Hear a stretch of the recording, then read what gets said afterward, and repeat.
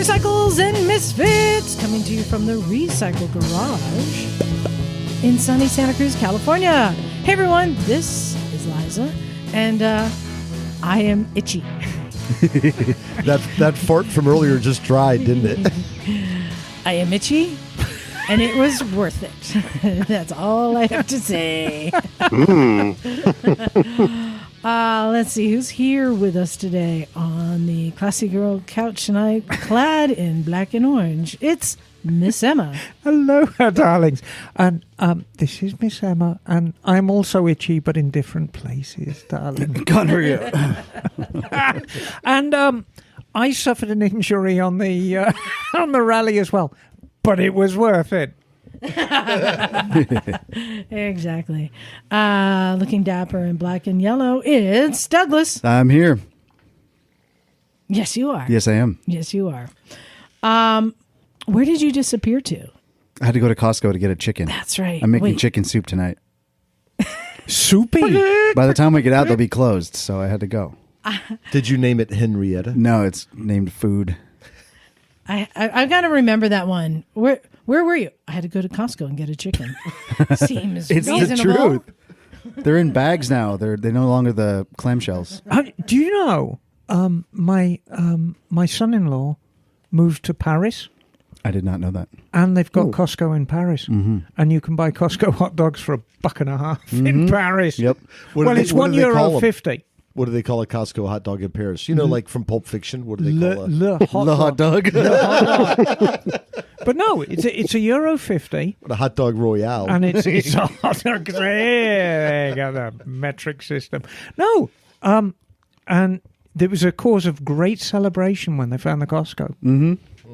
So there you go. There you have it. It's an international. It's international. Not unlike us. I wonder how heavy the single biggest unit of cheese you can buy is. By the ton. Hey, Pierre, wheel out the Gruyere. And bringing holy jeans back into fashion. It's Naked Jim. Hey, holy moly. Yeah. About to rotate Holes some in all the jeans right out. places. I know, it's summertime. Feels good. And I will see the Harley Davidson shirt, Emma, with the turquoise bracelet works so well. Yeah, and the matchy hat as well. Well, yeah, when you have it. Yeah, Were you wearing the blue one earlier? Oh, you have the... Oh, look at that. Yeah, that's pretty sweet. It's all very matchy. You need a rattlesnake. Fangs. I need rattlesnake shoes. Yeah, in orange. Some stirrups. You know who's wearing rattlesnake shoes right now? The Bagel. Bagel! What? The Rattler. They call I would it. That's never what they do call him such in a his thing. club. So, Bagel, darling. Yes. Sweetie. Yes. Emma, dear. Is your homestead secure and... It is more secure. I'm working on securing it the rest of the way. Okay, but your time was uneventful because Bagel wasn't allowed to go to the rally, and we're not going to go into why, but you're here. And I'm everything here. looks intact thus far. Yes. Just don't ask about that thing on his ankle. It's ornamental. Things are safe. Okay, good. Yes. Okay. And I'm sorry I missed it. I really wished I could have been there. Well, the only thing missing was you, darling. I missed it very much. Okay. Well, Bagel, if you heard, I am quite itchy, and that's because I insisted they open up the gate to the mini bike trail that hadn't been used in a year, and kept plowing through. We had to forge a path. We had to forge a path. Through the poison oak? Oh, covered in it. But that's why I say it was worth it. Basically, Liza's left arm looks like a deep pan pizza. Looks like the lobster on her right arm. That's been burnt in the oven. Oh, get yourself some Xanfel, quickly. No, I'm happy. She's good. scabby. She's scabby and happy. Liza and I both went at the same time, and we got all the way to Fault Line. I didn't get anything, really. I think you were wearing gear. Oh, well, yeah. I will might want to wash your gear. I got it it on definitely my was. face, I don't think I'm my allergic. hands, my arms. I will say there's You a might be bit of lucky. poetic justice because at one point I had a brand new rider, and they were on a Grom or something.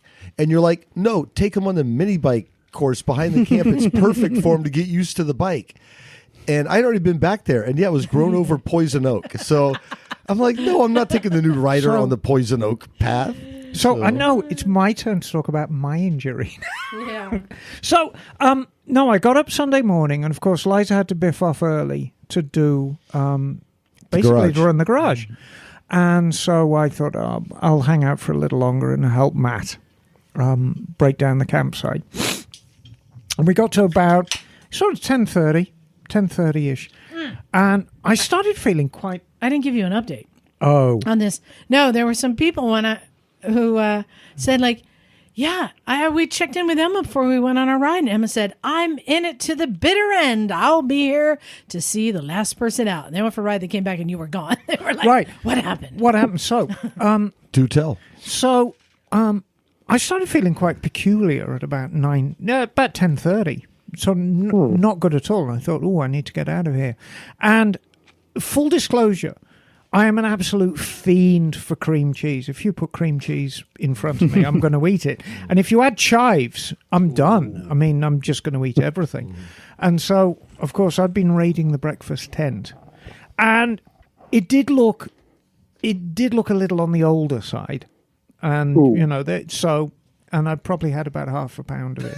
So immediately, I immediately blamed it on food poisoning. And so by the time I got home, my beloved, as charmingly as ever, said, "You look like shit. You have a lie down." So of course I go to bed and I'm lying on my back and just generally feeling very sorry for myself. And then I roll over and Kathy goes, "Oh my God, you have got a welt the size of a quarter on your back." And she looked and there was 2 little puncture marks in it. So looks like it'd been bitten by a spider. Yeah. Jeez. I don't think it was a widow. You know, when I first came to the States, I mean, we had a nice little business dragging old cars and bikes out of barns. And we'd just get them going and then send them back to England. And I got bitten by widows probably every week. And you tend to build up something of an immunity to them. Like Spider-Woman. Yeah, exactly. Venomous. Venomous. And truthfully, this is what it didn't surprise me, because that's what it kind of felt like. You know, if you get a big insect bite, you feel very, very odd. And sort of achy, almost like flu-like, as the venom courses through its veins. But there you have Glad it. you're better now. No, I'm great. I was down for like a couple of days. And you guys had the plush accommodations too, the big tent with the cot and all the things. And the extra blankie. Oh, yes. Oh, yes. Courtesy of my friends. Stoke you out with a blanket. Yeah. Yes, No, yes. but I tell you what, that sleeping bag. Me and Liza both went shopping at Target for our sleeping bags independently and chose exactly the same sleeping bag. And I think, do you think toasty would be a good adjective? Toasty. It was good. Yeah? You both were happier at night too. Oh, yeah, there was no grumbling. I mean, that frigging RV last year was an instrument of torture. I think it'd been designed by one of the nastier members of the Borgia family. Yes, I think so. Just watching it getting set up was like an origami of cheap plastic and pressed to metal. Yeah, I was going to say it was. Yeah. But I would say Mikey 3 times rolled in with his toy hauler trailer, and in Mikey 3 times fashion, the thing was rocking. But I would say, considering that, we both came away with injuries and have no regrets. That's a sign of a good event. It is. In fact, no regrets. Our friend, not naming names, who got injured and had to go to the hospital and leave early, he got presented with the trophy that he won for best crash, and he sent us a picture proudly holding it up in his sling. Oh, well, good. And well I'm like, done. yay! Because I mean, you fall off a motorbike and then you can hurt yourself. I mean, everyone knows that Things happen. things do happen, but gosh, I had such a good time. Oh, that was such a hoot. It was a good time. Yeah, cheers to Matt too. Yeah. No, I mean, Matt, number one, Matt is a very good egg. But number two, I mean, it's a very professional event. So, Liza, we're looking forward to next year. What are you going to do next year that's better than the last 2 years? How are you going to make it better? Burlesque. Strippers. Yeah, I didn't do the Yeah. Okay. Yeah. lap dance this year. I felt that was missing. Don't you? Yes. A real Well, game we of had an feel her up. opportunity to. We did really feel. Well, her we up. didn't really have a victim this year. We could have. I actually, I wasn't going to read it on there, but I think I want to share the email that was sent in that I really liked. I don't think it's inappropriate because it kind of keys in with one of my emails that I'll be reading later. On that note, because we're going to settle in, real quick, I told you I was going to ride to eat today. Yeah. I went to that bakery up in Ben Lomond, and what is it called? La Placa Family Bakery. So I'm going to give it to Doug. Yeah. Open it if you wouldn't mind opening it, because I know you have a knife. Yeah, pass the Dutchie from the left-hand side. Oh, okay. Well, open it regardless. Touch the, what she said. There's assorted goods in here. Yeah, Italian baked goods. Anyway. What the hell is this? Eat it. Put that mushroom in your mouth. It's like a... That's like, remember when you make homemade Play-Doh? It's Play-Doh. Yeah, it looks like salt and flour. And we said water. Dildo when we were kids, and my friend's younger brother heard dildo. And he's like, "What's a dildo?" And we told him it's like, when Play-Doh dries up and gets hard. We're like, that's dildo. He's like, okay. This is actually very good. I think it's more important what a dill does. Sort of an almond cookie. Yeah. No, I've got an encrusted one. Oh, that's pistachio. Is it really? That will rock your world. And I was going to say it'll be nice and crunchy in the microphone. It's very different. It's very wet. While you guys are eating, I just wanted to read this one email that was from one of the attendees of the rally. Okay. And it's from Curtis. And he says, "Hey, Liza, I just wanted to share a little of my first experience with the Misfits rally. My best friend and I, Alan, are the ones that rode from Phoenix. Yeah. To preface this little note, I want you first to know I'm a God-fearing Christian man and an introvert. And with a name like Misfits, I was convinced I would find zero community attending this event. I almost bailed last minute. However, I decided to go and not let the unknown stop me from enjoying my passion.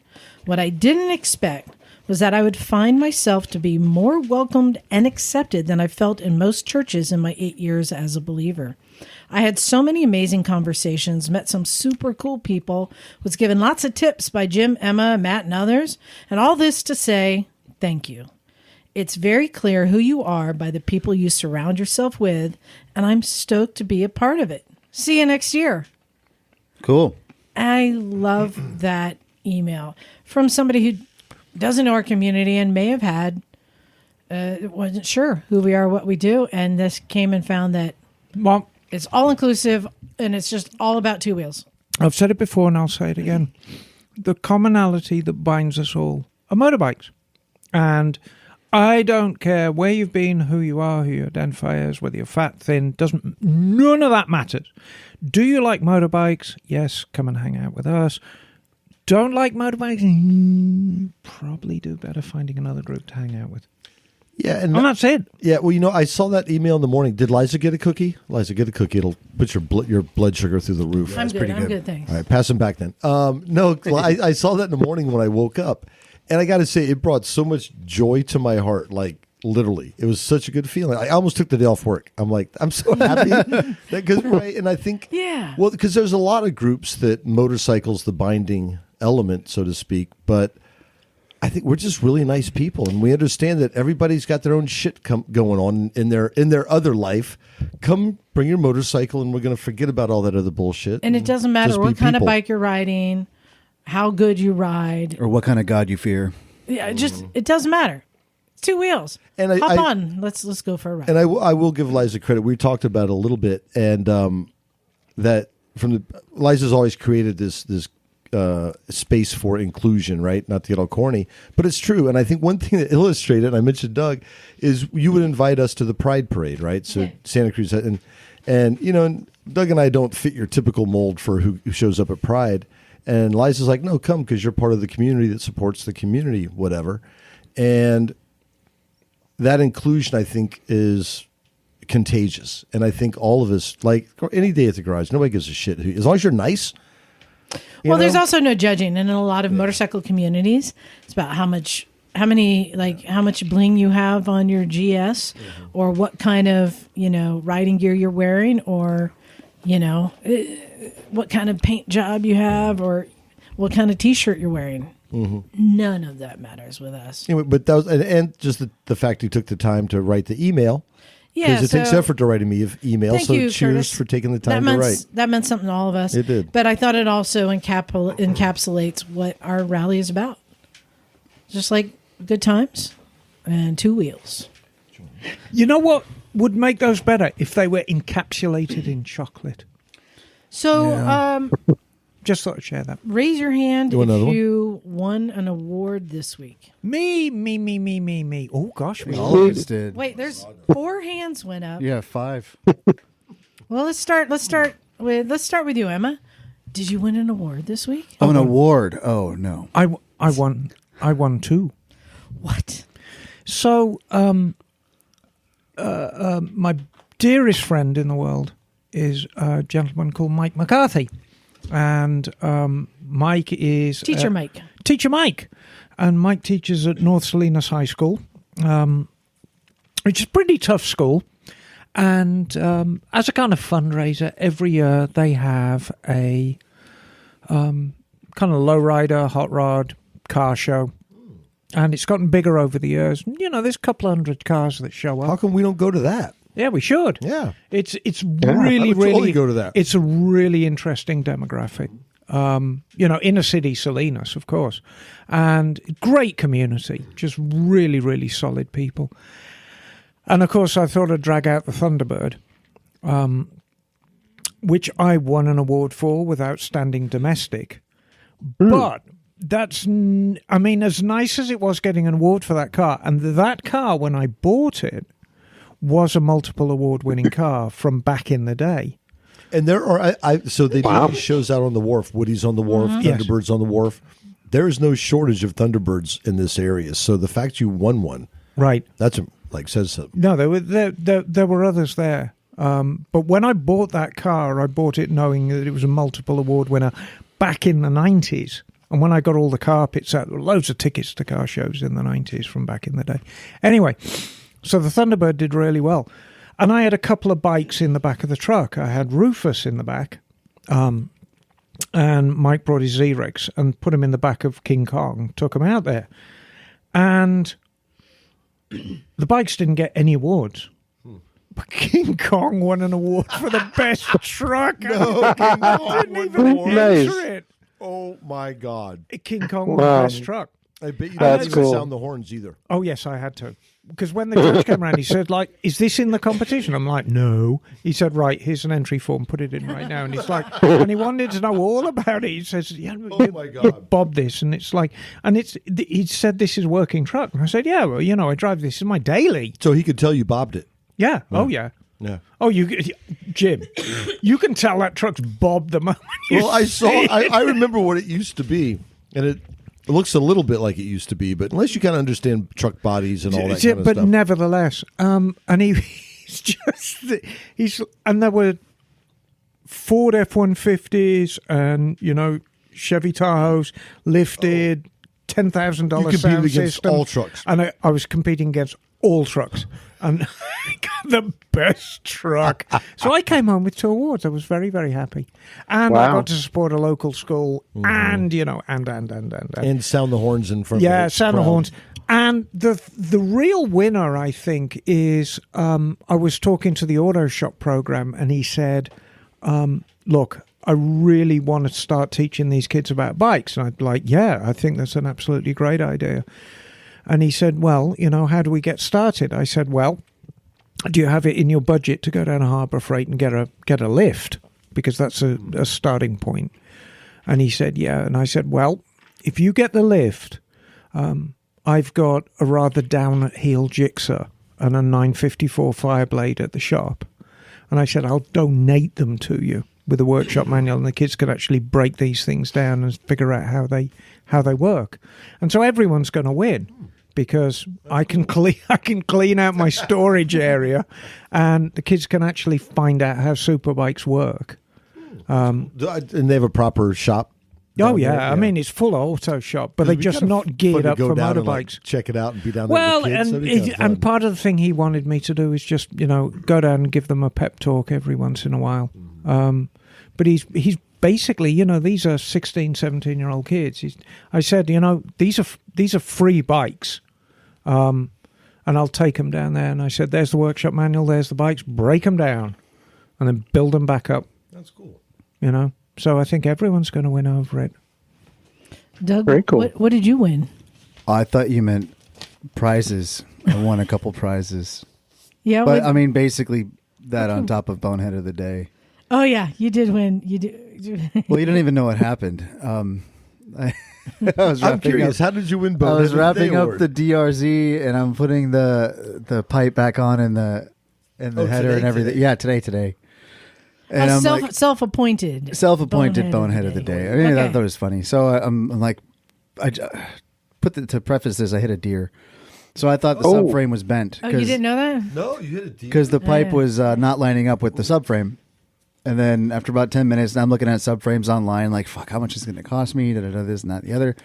And so at that point, I usually stop and go, okay, this is probably something stupid I did.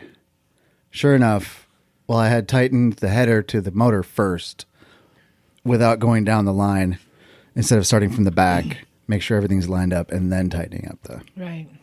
So, yeah, that was me. Bonehead. Yeah, so you want to tell a story? How you got to the point that you're pulling parts off of your DRZ?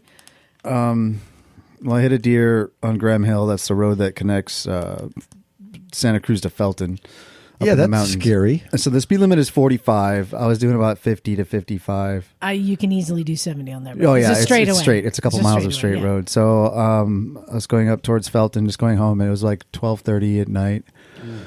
And I saw the deer in the ditch on the right about 30 yards ahead of me, and I only had time to think, don't run. And then I didn't even have time to go for the brakes or anything. And then it was right in front of me, and I hit it and went over the handlebars. Wow. It tacoed the deer.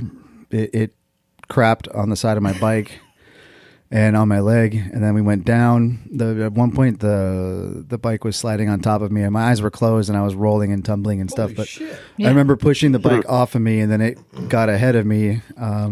We slid for about another 50 feet or so. Whoa.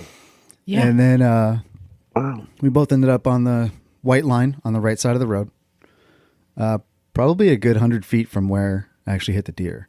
So I think both the bike and I were flying for a little bit before we hit the ground and then slid. I checked myself out on the ground. There wasn't another car around. Absolutely. The whole 10 minutes I was there, not one car passed by. Wow. So I took some photos and checked myself out, made sure nothing was bleeding and broken and stuff. And then I picked the bike up and started it and left. Wow. Oh my God, Rode away, man. This motorcycle shit there. I saw a little bit of coolant on the ground, so I was kind of watching the temperature, make sure it doesn't go hot, and it stayed, normal temp. I didn't lose that much, but there was a hole in the radiator. It got crunched up, so a new one's on the way. What is crazy to me is that the radiator on both sides got munched, yet the wheel and the fender, and the forks seem all intact. I was thinking like bent I know. wheel. I'm like, what? Bent forks. It's like the thing just tacoed. Yeah. And whacked both sides of the bike simultaneously. It's a dirt bike. It's a DRZ 400S, right? With knobbies on it. So it's like, it's not a big old, Road King or something. It's but a deer slayer. It's a deer slayer. So I'm okay. Nothing broke. I went to the doctor Friday morning. Gear works. Gear, absolutely. I am so lucky. I should have been in the hospital. Helmet, brand new helmet, took a hit. Brand new helmet. It was a week and a half old. Jacket. Wow. Got Jacket's rashed. toast. I was wearing leather pants with motocross boots. The pants, a little bit of road rash. The bike, a little bit of road rash here and there. No bent handlebars. The mirrors were both bent backwards from where I... Bent forward. Bent forward, yeah. The mirrors are forward. They were both facing forward now. Yeah, from Doug flying, and then the radiators just underneath the handlebars were bent backwards from the deer. Wow. Yeah, and the deer hair everywhere. So a little bit messed up wrist. I got a wrist brace on. My right knee is a little bit sore. I'm going back to work tomorrow. I took a couple days off. The DRZ is ready to go. I just need the radiators, which are in the mail. Well, I'm glad you checked that box. Get that out of that's the my way. second That's deer. the second deer. Oh, fuck. Dude. I'm going to put some notches in my forks or something. And You're way up there in the mountains a bit. yeah, and Well, that's not even that's just past like the mini mart. True. no, and they come down. Yeah, they come down. They come down, and the deer died, of course. I don't know. It wasn't there when I got up, Oh, so it might have run away. but it likely died after that. Yeah. It was probably quite hurt. Yeah, I imagine. Probably so. told all its dear It's 500 friends pounds about. hitting you at 50 miles an hour. Yeah. Mountain lions cleaned it up. Yeah. Yeah, it told all its dear friends I had an encounter with a boy on a motorcycle, and he doesn't visit, he doesn't call, no Christmas card. Well, I'm hurt. The deer did shit all over him, so. So, Well, some people like that. It's called coprophilia. With, all I was right. going to say something in German, utterly inappropriate. No, don't. No. No. Bagel, you want to tell everyone that you won this week? Yes, I won the Best Oregon Display Award at the first annual Salem, Oregon license plate meet. This was for Right on. my... Oh, okay. Oh, that looks killer. Liza's showing us a photo now, and it's Fantastic. it's a wall full of about 15 plates. Yeah, Six. some of these plates are active. Yeah, 18 plates. Well, they're not active anymore, but they've been replaced. So, but, I mean, what people don't realize about you is that I think a lot of people know that you are a scooter enthusiast. yes, A lot of people know that you are an incorrigible ginger. yes. But a lot of people do not know you are something of a license plate, or if you're in England, a number plate aficionado. Yes, I am. I have a collection of a variety of different motorcycle plate types, and this one that I've been working on is the Pacific Wonderland series from Oregon, which I've been working on since I moved here 3.5 years ago. Fantastic. I am lucky enough, I just secured a gorgeous 1971 BSA from none other than Rob Talbot. And very it cool. came with an absolutely glorious yellow Wyoming plate, which only has 3 numbers. Oh, And very that's cool. it. Yep. Yeah, One of the advantages in living in a place where there's low population. it's incredible. It's a tiny little thing. It's not much bigger than a packet of cigarettes, but there you go. That's how it was. Yep. And Nice. Jim, what did you win? I want a burned out starter. Nice. Okay, With what's some the like story? label tape on it, some maker. No, it was like the Misfit Award or something. I don't know. I was a little boozy at that point. What I win? Yeah, Misfit of the Rally. Yeah, Mr. Nice Guy. For your challenge course. That was like the real turning point for me. Also, we had an extra award left over. We had to give it to somebody. Like the stupid starter. So I'm like, who do we give it to? No, I was very flattered. I was I surprised. was like, you know what? I was surprised and flattered. I think everyone really enjoyed it. Kicked off our rally well on the first day. Mm-hmm. Well, that's cool. All right, we got the awards out of the way. We got the crash out of the way. Not going to go into it too much, but I'm done doing tires. Just saying that. No, you're not. I struggle. No, you're not. You're doing them Struggle again with today. tires? I saw you helping someone today with tires. I did. You're done doing tires wrong. Well, we're not going to get into that. But I mean, I would like before Liza says I'm giving up on tires, I'd like to do some one-on-one and maybe see if we can figure out something that's a little more ergonomic for you. And if that means mounting the Rabaconda on a wall or just getting it up off the ground, that might help you. Yeah, maybe. I'm not sure. I buy all the things. And I will say, of all the tools I've bought, I think that the Baja No Pinch tool is actually the best of them. We used it today on a scooter tire. Well, it's not a. I mean, it was a Airabo. What do you call those?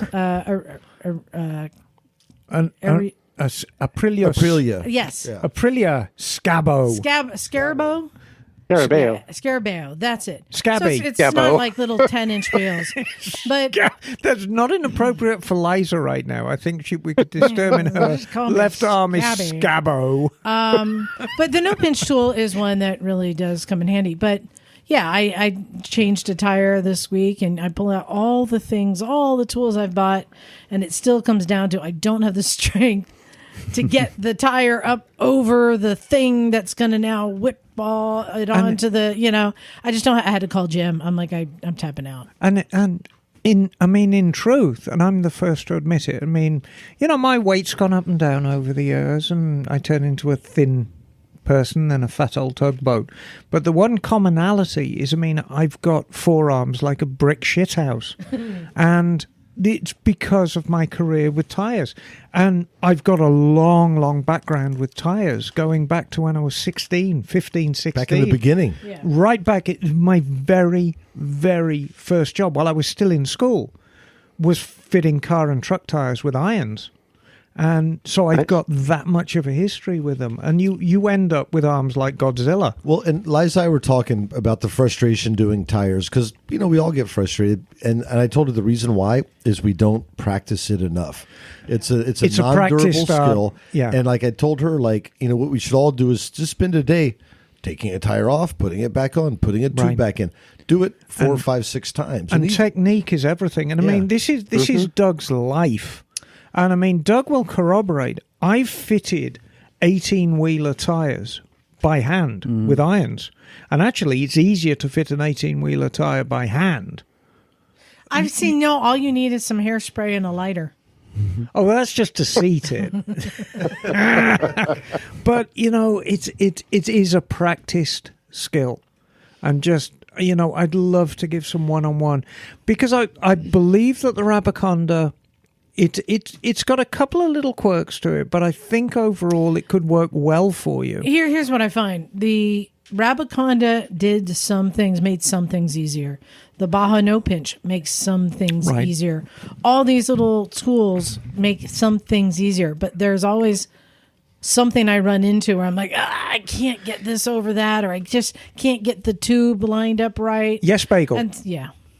Well, I was going to say that, tools make all the difference. And I was lucky enough to find a professional tire machine that I've got for a really good deal. If you can score something like that, that's better than a Harbor Freight one, Well, I've offered Liza my tire machine, which is great, but it's just getting a bit worn that, I maybe do 40 or 50 tires a week. So does this need new bearings or? It's getting a little worn. But it'd be perfect for the Misfits. But number one, I don't think there's any room for it. And number two, I don't think the compressor would cut it. Why? I have a giant compressor. Oh, I don't think it's big enough to run the tire. It's 4 feet tall. The capacity. I have the largest one you could buy. The capacity. It uses so much air. Yeah, they use a massive amount of air. I've seen other people have compressors smaller. You might. It's 4 feet tall. It's a big compressor. I was going to say back to the Rabaconda. So I follow this dude on Instagram. It's called like Dirt Bike TV, whatever. Anyway, down in Utah, Southern California. And one of the things the guy does is change a shitload of dirt bike tires. Yeah. You can actually go to his website, and if you email him, he'll send you a little diagram on how to weld up this tire changing stand. It's kind of cool. Interesting. But the guy just does dirt bike tire after dirt bike tire, has a super system down. And his son works with him, and his son is starting to use the Rabaconda doing moose tires. So like the moose whatever, which I just went to. Doug, it's a good thing. All right. But what they were saying, and back to the conversation about practice, they're like, yeah, my son's been doing more of these. He's getting better and faster at it. So even people that are like really proficient at it, they get a new tool, and then you have to practice with it. You know what I mean? So, it's like even learning technique. None of us want to go to a parking lot and practice, but that's how you get better at things. Well, I ended up going to Gym Cycles and just say, here, I put a new tube in this. I punctured it. Like the old Gym Cycles? Yeah, I went to Gym Cycles. He's still open? It took him 10 minutes to do it. So I'm like, that was so much easier. Did he have a machine? Yeah. That's the thing. I'm like, I've been trying all the things, but having I honestly think if you did like machine, 5 tires in a row with a Rabaconda, you'd have it figured out. I don't know. Well, here's the thing. I got to do, Emma was nice enough to buy me, or to get me tires for the Niken. So I got 3 tires I got to do. I'm like, I'll knock out the Triumph as I'm building up to it, and it just broke me. When you texted me the next morning and it's like, it's flat, I was like, oh. Yeah. Oh. Yeah, and when I did the front, that one got pinched. So when you went to Jim's, did you end up fixing that tube, or did you use the old one, or what happened? No, I just bought a new tube. You bought a new tube. Okay. He had a tube on. Did you figure out what happened to that old tube? Yeah, I found there was a little pinhole pinch. Yep. That's all it takes. Yep, I know. Not hard. Well, I wanted to. You know what? We are going to be doing emails. We have so many emails Tons to catch up with, and they're so good. But first, I wanted to. Oh, we got okay. A couple things. We're going to the Quail next week. Jim, you're coming? Yeah, we got passes. John, Emma, and I, and Craigzilla. And we had a listener who can't go, who's nice enough to send me his 2 passes. So I have 2 passes. Cool. For anyone who wants to come to the Quail next Saturday. I think, is that the 5th or the 4th? Now, full disclosure. The 4th, May 4th. Nothing would make me happier than if it's a listener to our show who wants to go to the Quail and is recently out of work or retired. And, money's tight and you don't want to drop, $80 to go into the show. That is my ideal person. But nevertheless, I mean, if you just want to go and that kind of money's not in the cards for you to get into the show, we're happy to give you tickets. We're really happy to give you tickets because it's an experience I really think that everyone should have. And as a reminder, not only will the Mototown / Law Tigers tent be there, but once again, like last year, I will be serving gin and tonics Cheers. Yes, cheers, darling. To anyone who uses the secret phrase. Would you like to know what the secret phrase is? What is the secret phrase? Can I have a gin and tonic, please? There it is. There you go. Do you remember when we had the secret, when we were at the one show? Oh, we've had so many and over we had there. the secret phrase, if you wanted to win something, to go up to Mike and say, don't look at me when I'm inside of you. And these people would come up cowering because Mike is built like a gorilla. Yeah. And she's like, I'm really sorry. I just really want that pair of socks. That's right. And then we did another one where people came up to me and said, give it the beans. And we collected quite a few cans. And I said, take and we a can of dropped beans to Miss Emma. Yeah. And you'll win a prize. And I gave away tons of stuff. That's and I only do this when I'm not there. Right. And then we donated all the food to the food bank, local food bank in Portland, which was great. So if you can use 1 or 2 passes to the Quail, we'd love to have you join us. Just send us an email at motorcyclesandmisfits@gmail.com and say, I want the tickets, and I'll send them over. Our friend Ian sent over an update on the Supercross. I love that he's sending these. I appreciate it so much. So let's hear that update.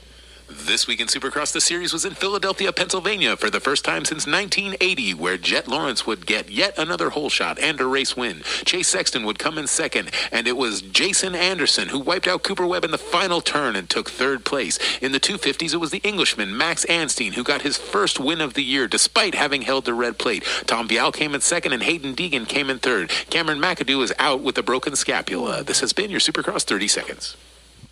I like Cameron McAdoo just based on his name. Thank you, Ian, for sending that. And then another. I wanted to. Before we get to the emails, I wanted to talk about this subject that Jim brought up to me. Did you guys in the news? There was another motorcyclist killed by a Tesla. Really? Hadn't heard about that. Yeah, this is 27 years old, right? 27? Yeah. This is, I think the data said, since 2018, over 35 have been killed by Teslas. Wow. Motorcyclists. So, now hear me out. I'm not getting political with this, but I wanted to draw a comparison and get your guys' opinion. A common debate is in the gun communities. Many people say guns kill people.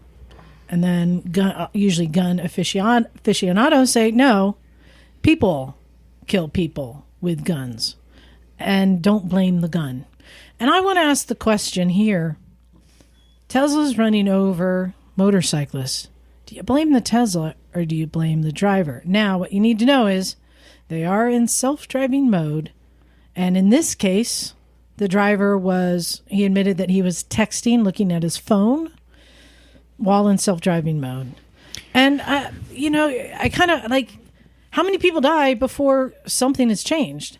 Now, they did have a recall on Teslas where they changed some of the software, but that didn't seem to do anything. Bagel, what do you think about this? I think they're both liable because the driver's inattentive and the car maker is making software that clearly cannot drive itself in a safe manner. So, at least not without running over motorcyclists or pedestrians or bicyclists or pets, or farm animals or whatever else might be on the road that just happens to be there, like, happens in my town, right, in front of my house where we have chickens running around and occasionally goats will get loose or dogs, and these cars it are identifies just, them. How is that the car's fault, though? Well, because if the car is not, if it's built as a car that can safely drive itself down the road, but it's not prepared to stop itself when certain types of vehicles or beings are in the way. Even if they're not supposed to be in the road, if they're there and the car is not programmed to stop to avoid a collision. Exactly, you said programmed. So why is it the car's fault? Well, it's not the car; it's the company that makes the car. That's what I'm saying, and they are liable for programming that car in the way they did. Absolutely. I want to make a clarification too. We're not talking about autonomous cars.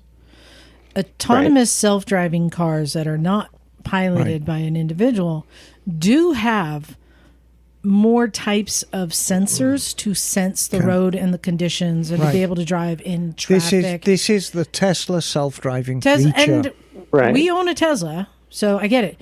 The thing with the Teslas and what is happening here is most often it's on the freeway. It's going like a high rate of speed, right?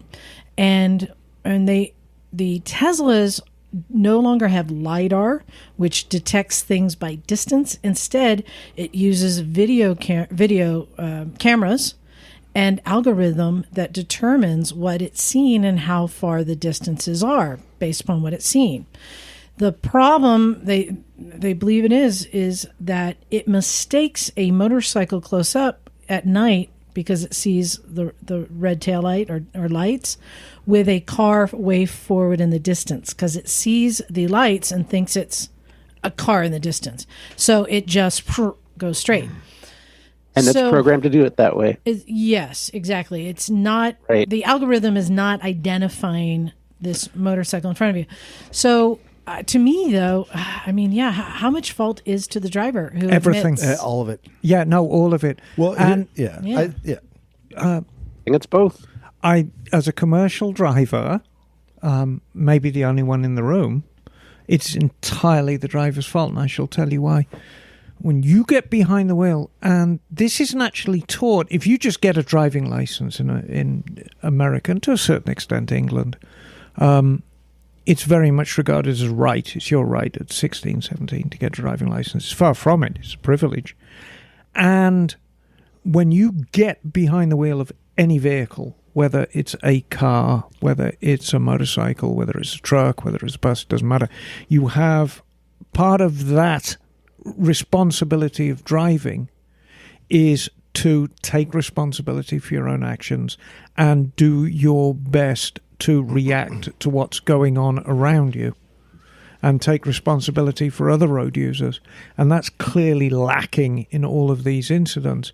And either it's people misunderstanding what these cars are capable of or not capable of, or just being plain fucking lazy.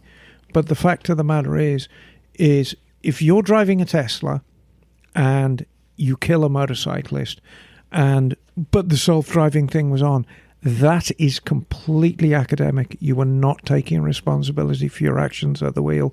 Book should be thrown at you. Yeah, agreed. Vehicular homicide. No matter what, if you're behind the wheel, you are 100% responsible for everything that happens. And ultimately, that's where the buck has to stop to the person who's actually behind the wheel. Just jump in, Bagel. Just jump in. Right. Well, I agree with you there. I don't want to let the driver off the hook in any way because they absolutely are responsible for what they're doing with their vehicle when they're in it. But also at the same time, with them marketing this technology as self-driving, that implies a certain amount of control and decision-making ability. That is what driving is. And if it can't actually do that, then call it enhanced cruise control. So you think if you were to talk to a Tesla spokesman and you said, hey, if I'm sitting in self-drive mode, I can not pay attention and this car is going to do everything right? You think he would say, yeah, that's what it's meant for? No. He's going to say, no, you need to be mindful. You need to watch. It has, sure, it has great software, but it's not 100%. You need to be mindful. But they are marketing this as self-driving. I'm gonna back up Bagel. I'm on the same page with Bagel on this. Yeah. I think there's shared responsibility, and I think it's more obvious with Tesla than it is guns, right? The guns, the person that owns the gun's responsible. But gun manufacturers are not like, oh, my AR is safe. They're like, this will kill the shit out of whatever, right? Mm-hmm. That's how you market a gun. You know it's dangerous. But the way they market these Teslas, fuck your Tesla. I saw it sticker on something the other day. But they market it as autopilot and full self-driving capability. Now, before you get in, the driver must first agree to keep your hands on the steering wheel and always maintain control responsibly. So you push the button. So you've been warned. But I agree with Bagel. It should not be marketed as autopilot self-driving. It should be marketed as really bitchin' assisted driving. Keep your hands on the wheel, or else we'll slow your car down to 20 miles an hour or something. Because I think, let me finish my thought. I think the Teslas probably work great 90% of the time. They see the stuff, they maneuver, they do all the thing. They just haven't quite sorted out the motorbikes, but that's the 2% that represented a 27-year-old that ended up underneath the Tesla when they were just going down the highway the other day. So being dragged. I think you take the driver absolutely gets held to task. Absolutely. But at the same time, Tesla needs to be like, it's not actually self-driving and autopilot. So I'm with Bagel. I think there's they shared do. responsibility. I think they do, though. Well, I want to say there was, I think it was like 6 months ago when we were kind of talking about this before, and somebody pointed out to me there was a commercial for a new, I want to say Ford electric vehicle, and it was showing a family of 4 in the car going down the road, and they're all singing and clapping and kind of looking at each other.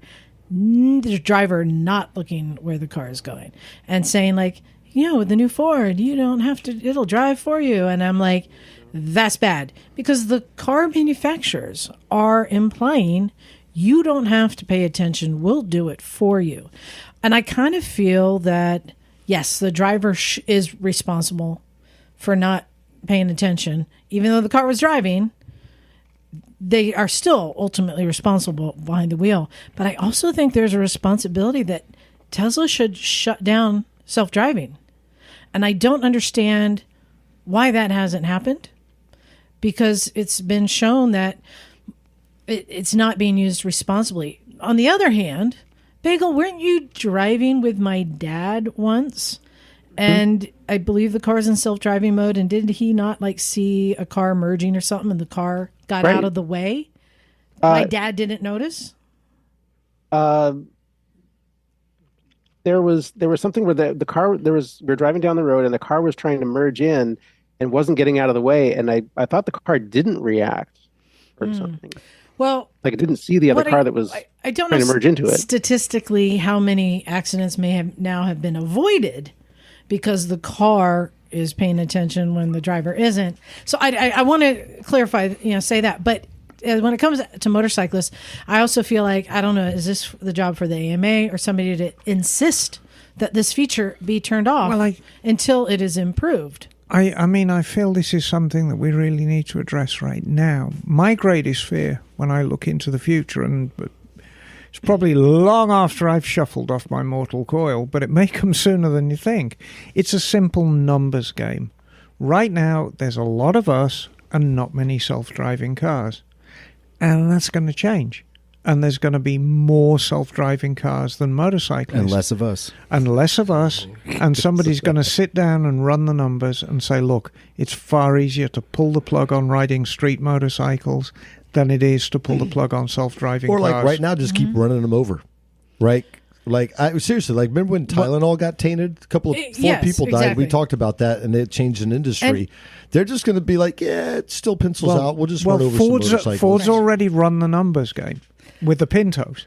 and they figured that paying compensation to the few families that lost loved ones in rear-end crashes on Pintos was cheaper than modifying the cars. It's a numbers game.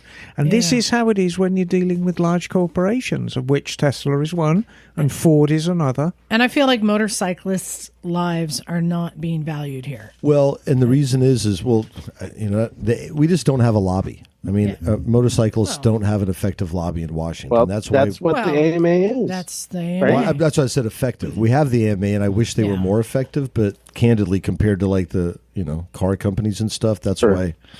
The only thing I would say is added lights.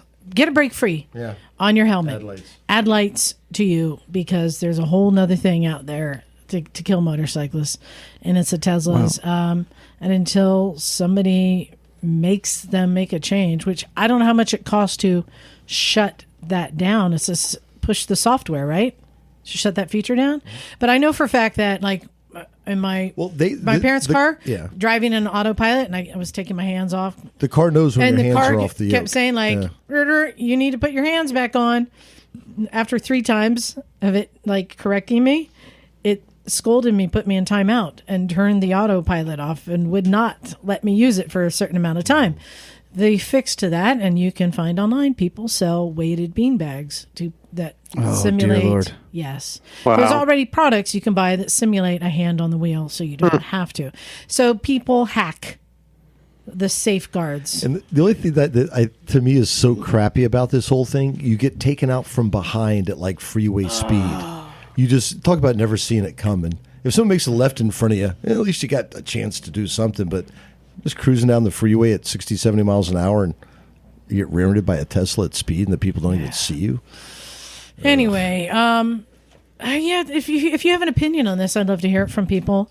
Because I really don't know what the answer is, but I do feel like we need to maybe speak up. And I think I'm going to reach out to the AMA, say, what's going on here? Why hasn't this been shut down? How many motorcyclists die? Because it's hard to say who's at fault, the drivers or the marketing, right? This perception that you can have a self-driving car, or the actual like software. Doug said, it's easy. The driver's at fault. I mean, that part's easy. It's just, And we know that if every car had LiDAR, like the autonomous cars have more types of sensors, this wouldn't be a problem at all. But it's, Anyway, it sucks. It sucks. So look out. We have a bunch of emails to get. Yeah, I think this is going to be an email-heavy show. You want to grab one? Yeah, I will. And, this is in keeping with your email. So this is from 99 Toll. Hello, Misfits. Hello. My name is Tom, and I have been listening to your show for about a year now. Welcome. As a white conservative male living a boring life in Minnesota, you can quit rolling your eyes right now, all of you. I know how you... I'm a big fan. Chaska, in particular, is a lovely place. I love how you keep my mind open to new ideas, and I live vicariously through the weekly antics of the Misfits. See? Yay. Thank you for what you do for the snowbound motorcyclists here in the north. Yeah, sure, you betcha. So, I'm writing to you today because in episode 567, your mention of the movie Little Faust and Big Halsey, Miss Emma and I are of similar vintage, and the mere mention of that old movie brought back strong emotions. I love how Miss Emma perfectly described how the movie has been ever present in her mind over the years. Little fragments of that movie were stuck in my memories as well and came flooding out as I listened to your show. Growing up during the 1970s in a small town in northern Minnesota, we always had mini bikes, motorcycles, and snowmobiles. When a father who was more blue-collar than a pair of denim overalls, we did not have a lot of money, and everything we had was old, broken down, or homemade. This all sounds familiar. I did not know it at the time, but that turned out to be a blessing, as it developed my mechanical aptitude, and it led me to become an engineer and an amateur wrench. Eventually I progressed past the solid frame mini bikes, Z50s and CT70s, and acquired a beat-up Hodaka Dirt Squirt as my first real motorcycle, and a few years later traded it for a used Honda MT-125, 1974. And below is a photo of me riding the Honda on a frozen lake around 79 or so. And there he is, riding an MT-125 over a frozen lake. It was cold but snowless winter that year, so the swamps leading to the lake were frozen, allowing access to the lake covered with pure, clear ice. This is starting to sound like some of that bad porn that you read. Yeah. I wrapped rope around the spokes and around the rear tire to get traction. It is not shown in the picture, but we had a water ski rope tied to the motorcycle and... This sounds like our kind of thing. Yes. And I pulled my buddies behind on ice skates across this lake for hours. Sign me up. Who needs a Zamboni when you have a motorcycle and a death wish? Motorcycling is in my blood except for the years that my wife and I raised our young family. I have had some type of motorcycle in the garage. Every summer now, my wife and I take long motorcycle rides somewhere, and in 2021, we rode out to California to see the redwoods. Cool. We entered California through Death Valley in July, which was awesome, and crossed the mountains on CA 155 to Fresno. During the trip, we hit Sequoia National Park, downtown San Francisco, the Golden Gate Bridge, Muir Woods, Pacific Coast Highway, the Avenue of the Giants, which of course is my favorite, and the Lost Coast Highway, CA 36, and Lassen Volcanic Park before dropping down to Lake Tahoe and heading home. We loved your beautiful state, and it is. It's just glorious. Now back to the movie. I went home that day and immediately rented Little Faust and Big Halsey on Amazon and watched it for the first time in 48 years. I must admit, I was very emotional while I watched. It brought back such good memories of my beloved childhood, listening to the Beach Boys, California dreaming and riding motorcycles. I also realized I had strong feelings of dislike for Halsey. I mean, he was horrible. He's just a Horrible. despicable human being in this. He was such a dick. I think I developed an unconscious hatred of that actor. Unfortunately for Robert, somewhere in my youth, I'd mistaken him for Paul Newman. And that explains why I'd never buy that fucker's salad dressing. And it's a shame, because Paul Newman is as good, a solid That's solid good guy. salad dressing, too. Yeah, and actually the salad dressing's great. Thanks for reminding me of this movie, and I wish all of you well, especially Liza as she searches for a new career. This summer I will complete riding in all 48 states, so I'm sure California will be a return trip soon. I look forward to someday stopping by the garage and meeting some of you in person. I can't help but wonder where you will hide the dildo on my big black K 1600. Oh, we'll Take find care. it. We'll Tom find a T. place. Oh, the bigger the bike, the more real estate to hide willies. Thanks for writing in, Tom. Nice. All right, Doug, you got one? I have a few, actually. Yeah, pick one. Okay, how about a shorter one? This is titled Ace Cafe from Patrick. Patty. It says, Cheerio, ding-dongs. I'm in vacation in the UK and had 2 days to myself while my wife is working in London. I'm searching out bike-specific spots and, of course, had to look for your sticker at Ace Cafe. I'll tell you where it is. It's not where everyone else has reached and put all the stickers. It's in the middle of the store that's on the side of the Ace Cafe, up on the ceiling, because they had a ladder out and I shimmied up there and threw my stickers up. Nice. So they're kind of by themselves in the middle of the ceiling. He says, could not find it for the life of me, even checked the men's room. I was going to be like, oh, it's definitely inside I'm the gonna start urinal. going. Only one sad Bandit 1200 in the lot, but had a decent breakfast and on to the bike shed next. Yeah. Made it over to bike shed for an oatmeal sour cherry cookie and an old-fashioned damn good lunch. Success! We'll report on a one-day motorcycle trip along the Northern Coast Road in Scotland. My first time on a big GS. Stay safe, y'all. Patty from NJ. Patty. Right on. Scotland's Thanks, beautiful. Good Patty. time There's of a few year, too. photos here too of Patty. Patty, yeah, that's with the bikes in the back at the Ace Cafe. And a fucking cookie, oatmeal sour that cherry sounds cookie. good. Where the hell that sounds delicious. They have good food. I mean, it is a cafe. Cafe. They have food. Ace Cafe. Thank you, Patrick. Exactly. Yeah, cheers. All right, Doug, you got one? Yep. I mean, sorry, I do. Jim. Sorry, Jim. Little stack. All right, short and sweet. From Stephen Floyd. Hey, Steve. Stephen. Cheers, man. Hey, Misfits. I recently seen a local sheriff on a Pan America. Oh, yeah. And you can't forget the Seattle Cossacks. No, you can't. Oh, this is the working bikes we were talking about. Very hard working bikes. So, yeah. Have you seen that, Emma? A cop on a Pan America. Wow. I know. Well, they make a bunch of horsepower. I think that's a great And you're cop right. bike. The Cossacks. Oh, those dude. were, what, 1930s bikes? They 20s were and 30s, yeah. 1930s and 40s Like, Harleys. yeah, Harleys. Yeah, and they work hard, as do the Cossacks. And, you know, those are working bikes. They are working bikes. And once you think about the layout of how those bikes work, you understand why they still use them. Because the peculiarities of those 30s and 40s Harleys is you turn the throttle and it stays there. Mm-hmm. You operate the clutch and the clutch stays there.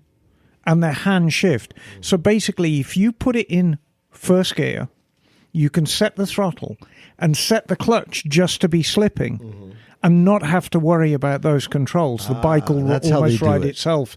And that's a peculiarity of the bike. They've got what's called toe-to-go clutches.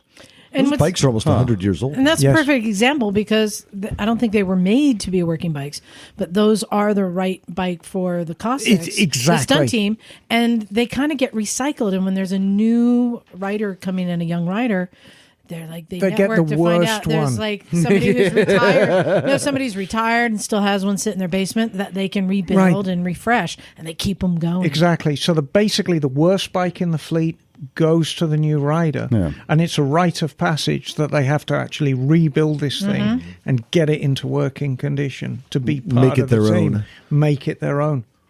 Yeah, it's wild. Good examples. Thank you. Yeah. Bagel, what do you have? Yes. I have an email here from Robert Perrin. Robert. Says, hey there, hi there, ho there, Misfits. Bonjour. Been a long while since my last email, but it's your favorite husky North Texan that watched too much Fargo as a pup. Zutalo and dying. I'm a few episodes behind on your show and would like to wish you a Merry Christmas. It's fucking April. Nevertheless, And Merry Christmas, darling. I hope Santa empties his sack into your box. and I'd like to say hello to future me. My wife gifted me the new shirt and I love it. You betcha that extra 4x that you had was in 4X that you had was in fact mine, and can't wait to wear it to outings.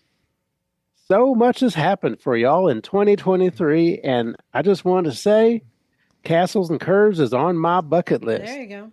It was such a tasty listen. I had to go to Little Germany in Fort Worth for some sauerkraut, red cabbage, sausage sandwich, and a big ass tall beer.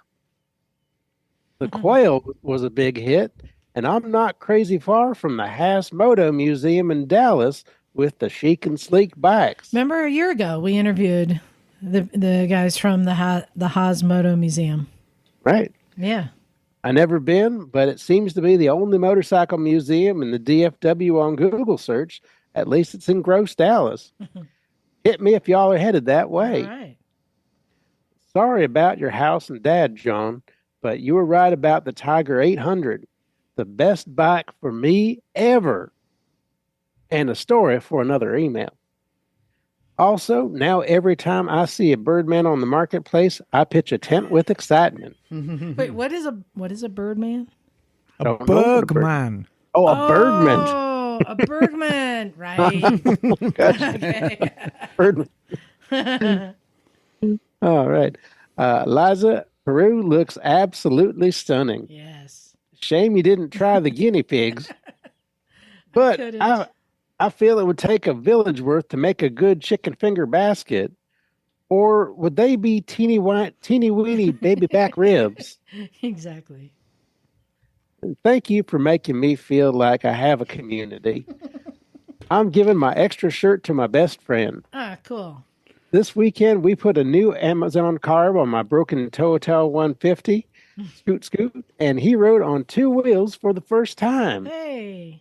Oh, well, only for 20 minutes before it lost all power, and the starter can only now make a nasty grinding noise. No. But I think he is hooked. And there's some dumb vacuum leak somewhere. GY6 all the way, baby. Sorry for the long email and run-on sentences and misspellings.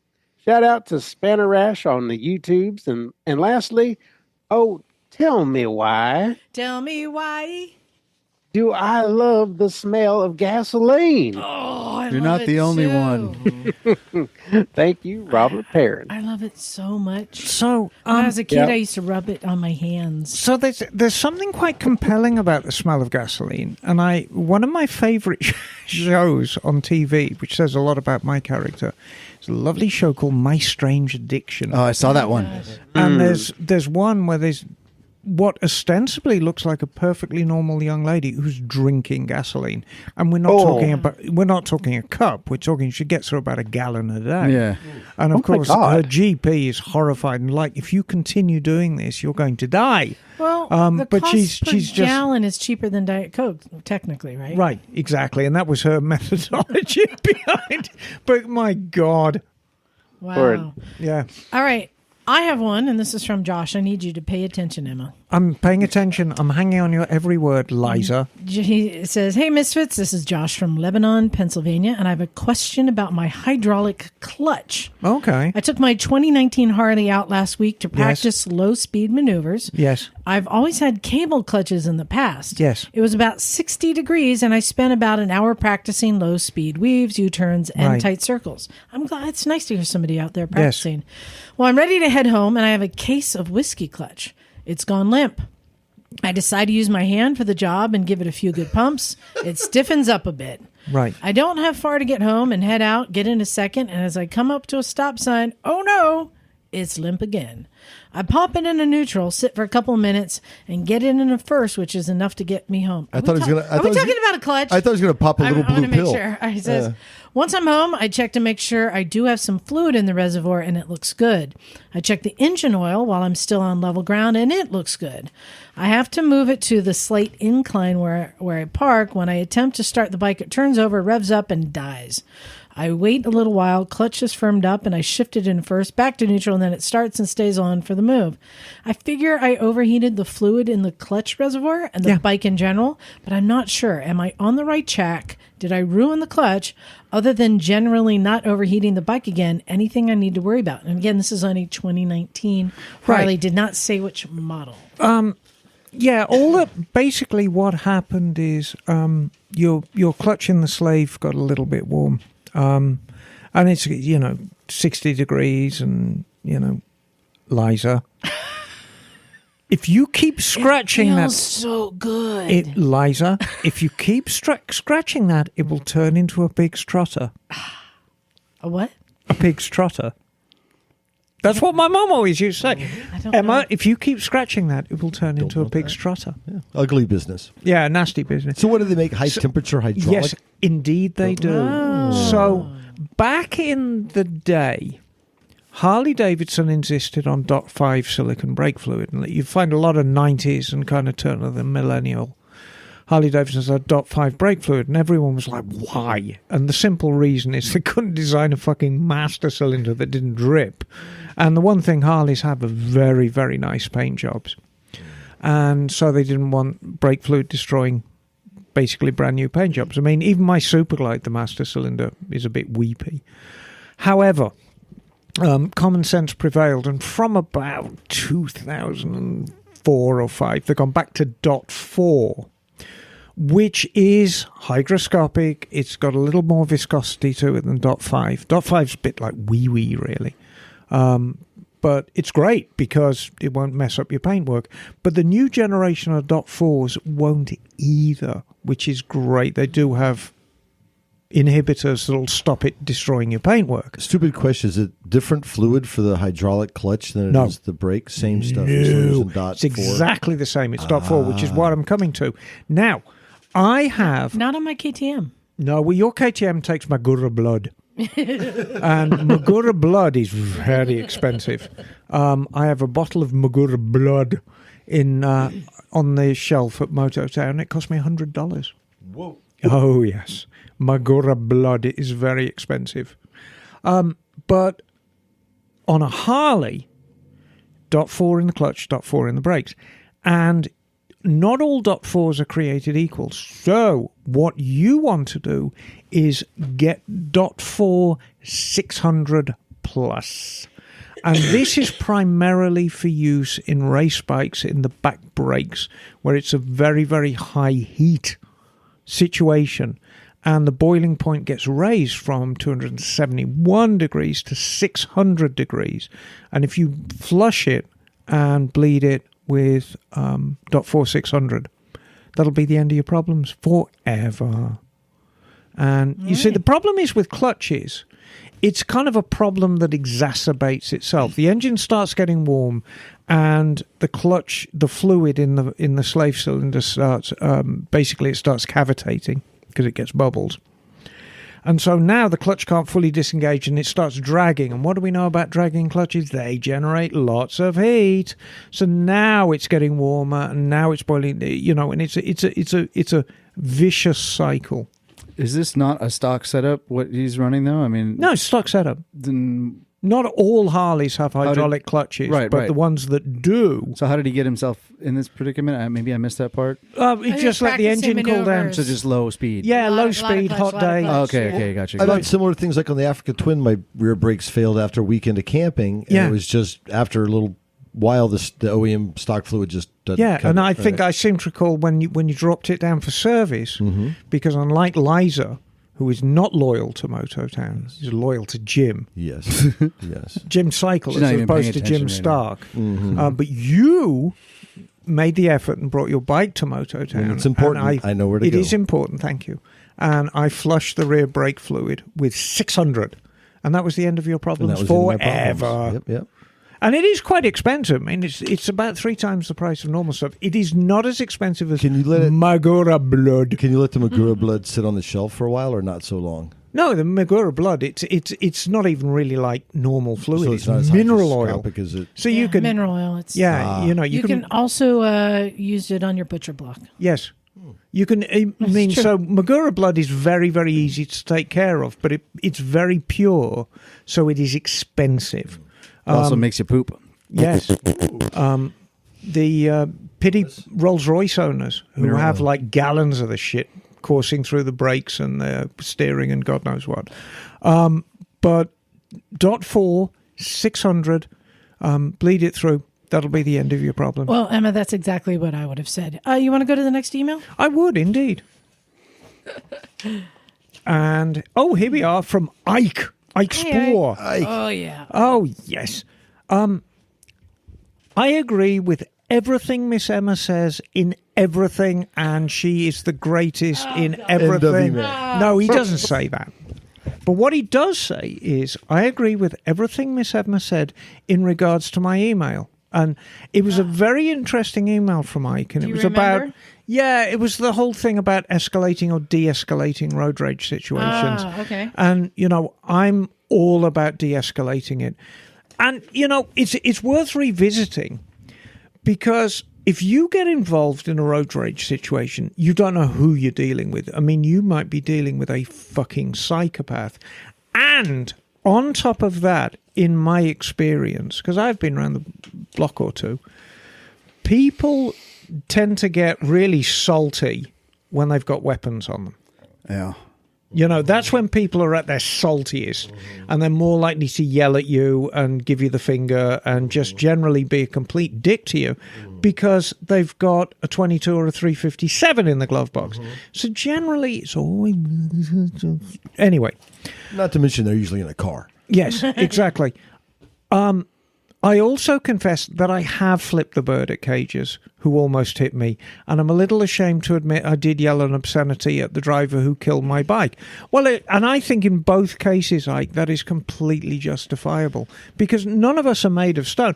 Have I ever yelled at a car driver? Hell yes. Have I ever given a car driver the bird? Hell yes. Can we all agree, don't piss off a Tesla driver? Well, I think they may just stop paying attention. Don't even try. They're not paying attention. Exactly. They don't see you. And he goes on, by the way, the insurance called it a total loss. So I'm in the market for an N before I could think of an N+1. I have a promising lead on one a few hours away that is the same color, make and model, but 2 years newer. And yes, Jim, that means Japanese fuel injected. So hopefully my next email will be about how I'm remaking my new-to-me motorcycle and trying to make it my own, as my last lady was. May she rest in peace. Had her for 14 years, rode her off the showroom floor brand new, and I'm the only person who's ever ridden her. I had almost 63,000 miles on her. I miss her, but I know she'd want me to move on. Oh, God, Ike, you're breaking my heart, darling. Shiny side up, misfits. Stay frosty out there. Ike from West Texas. And I'm actually going through this. It's a very, very timely email. I'm going through this with a very, very dear friend of mine that I actually used to work in Santa Cruz with, Valentin. Valentin's a lovely young man. He's got a lovely family. And in 2008, he bought a brand spanking new R6. Pretty bike. See the one we met who was working at Ducati? No. That's a different guy. No. But you've seen his bike. Okay. I many years ago, I brought, I think Doug might have ridden it, a really pretty metallic orange R6. Bone stock 2008, really nice bike. And he loved this bike and continues to do so, and did about 20,000 miles on it, and made the mistake of taking it to an inferior bike shop who are now out of business. And I remember him calling me up, and this was probably about 10 years ago, and he's very, very upset. And he says, the bike shop says my engine's totaled because, there's debris in the oil filter. I'm like, it sounds a bit suspect. How many miles you got on this beast now? He said, 20,000. I said, get it over to me. And this was before I'd opened Mototown. I was working out of my garage. So I pulled the pan off it. I said, just commit to a couple $100 and let's see. So I pulled the pan off it, and it was nice in there. And, I could see a little bit. But basically I said, look, we're going to, from this point forward, we'll get you on full synthetic, get you some genuine oil filters going, and we'll kick the can down the road. You've got nothing to lose, because he was right on the brink of letting the bike shop buy his bike for $1,000 because the engine was on its last legs. Well, that was 58,000 miles ago, and he's been commuting on this. He got it up to 78,000. Why do you like full synthetic for that? Well, it just full synthetic, and I want to make it clear, it doesn't actually protect your engine more than normal petroleum-based or mineral oil. But what it does do is, if you're not super diligent about changing oil, it does resist laziness better than just regular run-of-the-mill. If I put a petroleum-based oil in your bike, it's good for 3,000 miles, and you're done. And it's a really steep drop-off curve. It's like protection. Now you're in trouble. So you really need to be diligent about oil changes. If you put full synthetic in it, it's guaranteed for like 6,000 miles. The reality is it will probably still protect your engine up to 10,000 miles, because there's no steep drop-off. It's a man-made chemical, and the molecules keep themselves bonded together and keep protecting your engine long beyond the 6,000 miles. So it actually can be quite cost-effective. But anyway, so there you have it. Anyway, last year he was lane splitting on it, and some clown pulled out without signalling and T-boned him. And it's the bike is beyond economic repair. And as he said, look, I just don't want to let this bike go. It's been in my life for 16 years. I bought it brand new. I've done every mile on it. The only other person who's ridden it is you. So aside from Valentine, I'm the only person who's ever ridden this bike. And God, it's a pretty bike, but he needs to say goodbye because it's not economic to fix. And I don't even know whether I can get all the parts because he doesn't want it tricked out and he doesn't want it to look like a wrecked bike. He wants his pretty metallic orange R6 back. And I'm not sure that Yamaha still do that paintwork. I'm not sure I can get all the parts. And when I total it up, you're talking about $6,000. And it's simply not worth spending that on a 79,000-mile R6. Because something else is going to go bad with it. And it's not a conversation I'm looking forward to having. Yeah, because you get like a new Kawasaki 650 Ninja or something like that for what, $7,000 or $8,000 or something? Right, and all I've got to try and do is persuade Valentine that he's going to fall in love with his next bike just as he fell in love with the R6. But it's hard because I remember him very well, and he was very, very poor when he started driving for Santa Cruz. And so I think for the first time in his life, he was getting a decent paycheck. And his prize for slugging it out and getting a good union job and getting all the benefits was this R6. So there's a little more to it than just the bike. But he's got to say goodbye. Well, sentiment starts with a $sign. Right. Well, we're going to start by saying hello to the next email. Moving right along. What you got there, This is from Neil.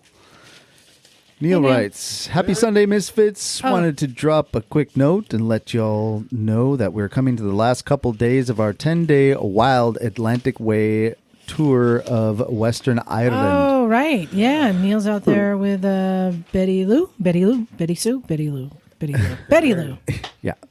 Betty Pooh. I'm writing you from Westport in County Mayo. So far, we've been to Killarney, Dingle, Billyvaughan. Tomorrow we head to Donegal. The day after we head back to Dublin for a few days before we come back on the following Sunday. Places in a Dr. Seuss book. The TLDR version. After a rough first day, it's been going well. I would recommend it wholeheartedly. Oh, cool. This was my first long-distance tour, not to mention our first together. It didn't come without problems and challenges. For us, a non-problem driving on the left, easy adaptation on the bike, and we did a car too, in parentheses. In the early days, some serious collaboration, learning, and problem-solving helped us get over the initial hump and into smoother travel as the days have rolled on. We've traveled together in the past. We've seen this movie before. That said, as a first-time tour, Ireland is a great place to choose. Cool. The riding is beautiful, mellow, and low stress, mostly visor up at 60 to 80 kilometers on country lanes, and very, very rewarding for its scenery. And when we're off the bike, there's great food and lovely people who love to have a chat. Being on a bike makes us just that much more interesting and approachable. Everyone has a story to tell, and just as much want to hear yours. In case you were wondering, the weather has been cooperative, save for that first Monday run from Dublin to Killarney, which was cold. Am I pronouncing that right? Good enough. Yes. Which was cold, miserable, and way too long. Made longer when it needed to be due to then useless sat-nav. It got fixed. Oh, good. The weather improved, and our past couple of days in Westport have been sunny and fairly warm. We think it will hold through the rest of the trip. As far as the bike, the Wii-Strom is perfect. I really like that 650 motor and understand why so many folks prefer it to the 1000. You don't need a big, heavy bike for Ireland, that is for sure. And maybe anywhere else. This is a podcast in itself, I think. Yeah, well, when you get back, come back and share. I want to hear. More later when we get back. Neil, Cool. Sent from my iPhone. Thanks, Neil. Yeah, we're looking forward to hear the stories. Yeah, people are like, Scotland's nice, but Ireland, they're really nice. Yeah. I hear a lot of good things about it. Sure they are now. All right, Jim, what you got? All right, I got spokes. Spunks? From Michael Don. Hey, Michael. Hi, Misfits, and welcome back, Liza. I have a question about spoke wheels. What kind of maintenance, if any, do spokes require? Spokes I'm questioning are on my 2014 T100. Oh, yeah. P.S. A Misfit Isle of Man trip would be great. Just saying. I'm planning to. A bunch of Misfits have been there.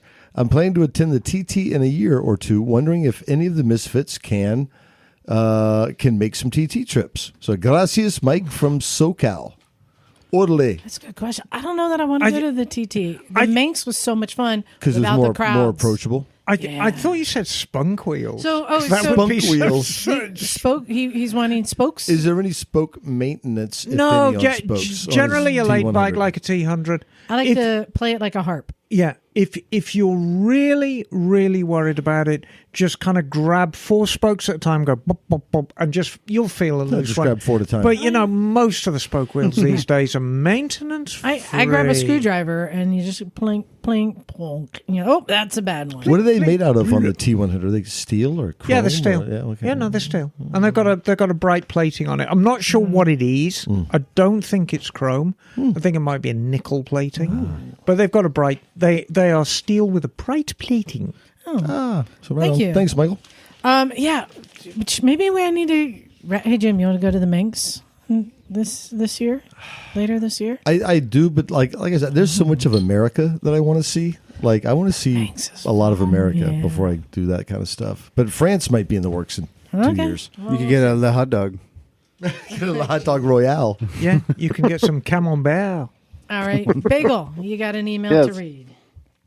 Yes, I have an email about working motorcycles. Good. From Paul Hempel, where he's writing about Hong Kong fire motorcycles. Ooh. He says, "Hello again, Misfits. Paul from Hong Kong here. Hello, Paul. I have 2 days left of my 5-week motorcycle ride from Perth to Sydney. And while riding today, I listened to your podcast discussing working motorcycles. There is one type of working motorcycle which you seem to have missed.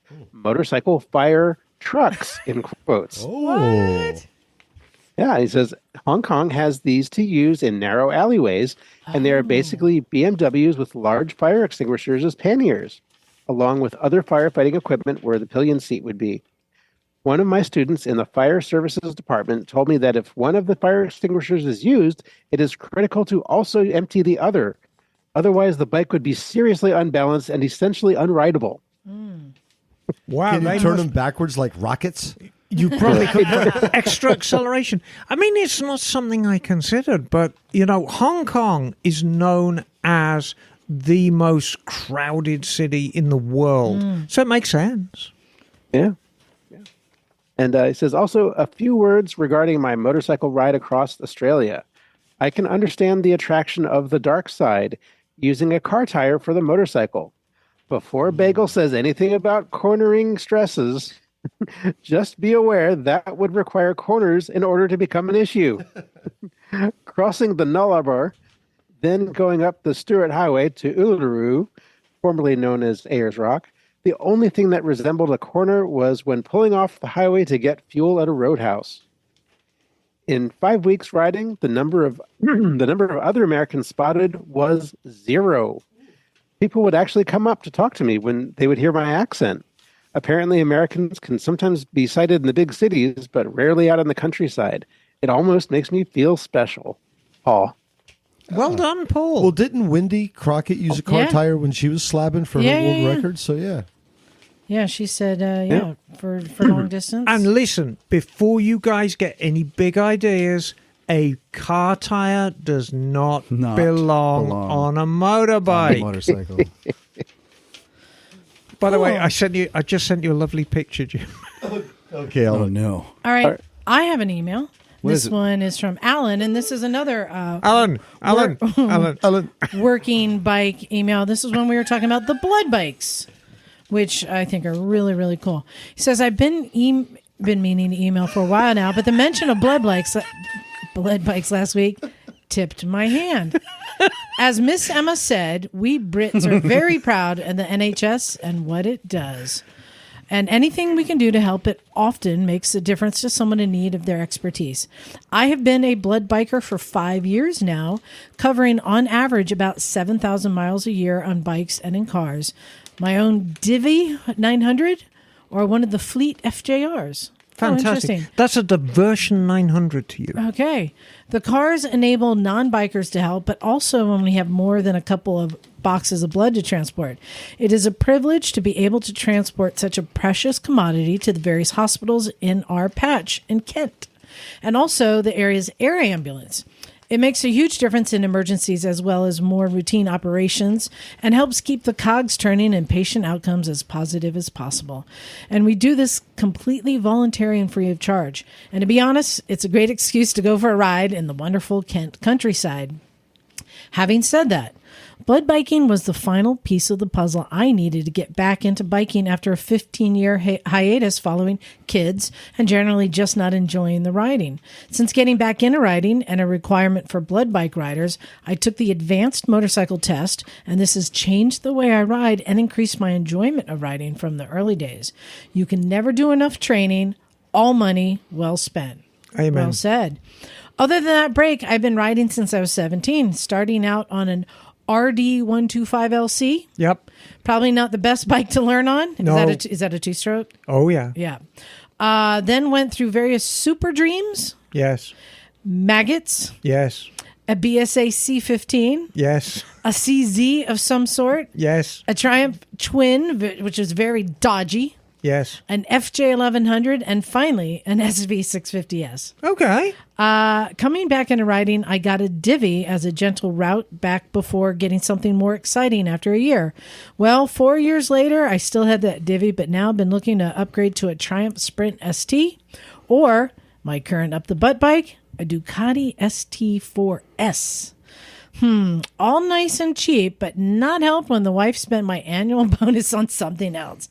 Anyways, something will turn out, but the Divvy continues to go strong. Good bike. Great podcast, up to 120 on the early ones. Wow. But loving the new ones as well. And great listening on the longer car-based blood runs. You're exactly the sort of people I used to hang out with back in the day, and it's so refreshing to listen to you all week and your crazy antics and technical content.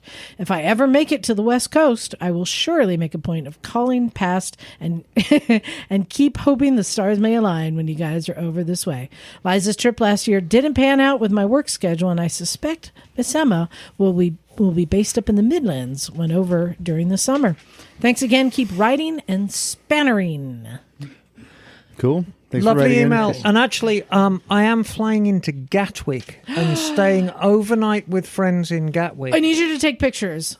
Of Gatwick Airport? Yes. Why? That's where they film episodes of Taskmaster, my favorite show. Oh, okay. At Gatwick. It's so cool. Ass Blaster? No, I'll take as many pictures of Gatwick Airport as you want. Look, You got to go, Jim? I'm a boogie. Give me your email. Yep, I'm going to pass it that away. Cool. I've got an incredibly long email here about a crashed Triumph Scrambler, and I'm going to save it till next week because I think this is worth a standalone. Cheers. Okay. Later. See you, Jim. There, Jimbo. Hey, Jim. Okay, Emma, what say you? And this is from Trevor Hamilton. I came across this article, and to be honest, it kind of pissed me off. Oh, right. Of course, better pissed off than pissed on for most of us anyway, but I'm sure you get the point. And it's Motorcycling in the Mountains by Adventure Rider, I'm presuming Adventure Rider magazine. Mm-hmm. So there is actually a term for this type of user group conflict, generally experienced between motorized and non-motorized user of the same resources. It is known as asymmetrical antipathy. Essentially, the non-motorized user group decries the use of the resource by any other group but their own. In essence, the motor's bad, while the motorized group just doesn't generally have a strong feeling the other way. To wit, paddlers versus motorboats or hikers versus mountain bikers. Okay. I suppose it's understandable, but the real question is, how does one draw the line on whose experience takes priority over the other? Talking about like dirt trails, Yeah. that kind of thing. Is it based on money? Numbers within the user group determined by who? Emma, I know you've personally have a lot of experience in the Dolomites on a motorcycle. Have you ever encountered an unhappy individual due to being on a motorcycle? Honey, I've encountered so many unhappy individuals, but it's usually to do with my face rather than anything to do with what I'm riding. Wah, wah, wah. More to the point, if you did, how do you respond? Imagine some crusty old mountain climber yelling at you for being on a bike in his mountains. I can honestly say I have never encountered something like this. The Dolomites are quite unique. because it is Europe's playground. And because it's Europe's playground, the Italian government spend massive amounts of money on maintaining the roads. The roads are the best I've ever come across. And car drivers come there to play. Motorcycle riders come there to play. Bicyclists come there to play. Hikers come there to play. And we all kind of get along because we're all having this wonderful experience of our lifetime. And generally, I've seen some of these craggy old hikers who've obviously been walking around these mountains for the last 80 years, and they just smile and wave at you. It's wonderful. Yeah. Anyway, who gets to decide how natural resources are used and what user group has priority over another? Maybe it's just late and I'm half asleep, but I've encountered this many times in my life, and I grow ever increasingly concerned that as a motorized resource user, I'm always on the wrong side of this conflict. With ever-increasing population, these types of conflict are bound to become more frequent. I know, join the AMA. I live in New England. Growing up, I always had dirt bikes on. Some of the best friendships and memories I have are Saturdays riding around the neighbour's field on dirt bikes and having the time of our lives. It surely lit the flame that is the reason there's currently 5 motorcycles in the garage. But these days, there's no place to ride for the next generation. The old sand pits and fields are gone or posted. Maybe I'm just a grumpy bastard, but I'm concerned for the future of one of the things that I truly enjoy in my life. I thought this might be an interesting topic to hear the garage discuss. I know it's different out west with larger tracts of public land, but the concept is one I'm sure you can relate to. Love the podcast. I feel like I finally found my people every time I listen. You guys and gals are doing great things. I hope one day to see the garage in person. I promise to bring donuts, though I really don't need to see Jim naked. Nobody does that. Nobody, no. And yet it happened. Keep up the great work and ride on, Trevor from New Hampshire. Yeah, I mean... Thank you, Trevor. It's... If we go back 3 or 4, actually it's probably pre-pandemic, so 5 or 6 summers, me and Liza did a trip down to LA, and I've often talked about this, that we did the Honda off-road course. An amazing thing. I mean, Honda are super professional in all they do. But a large portion of the curriculum that day, and it was pervasive throughout the day. They actually devoted probably an hour or 2 to it.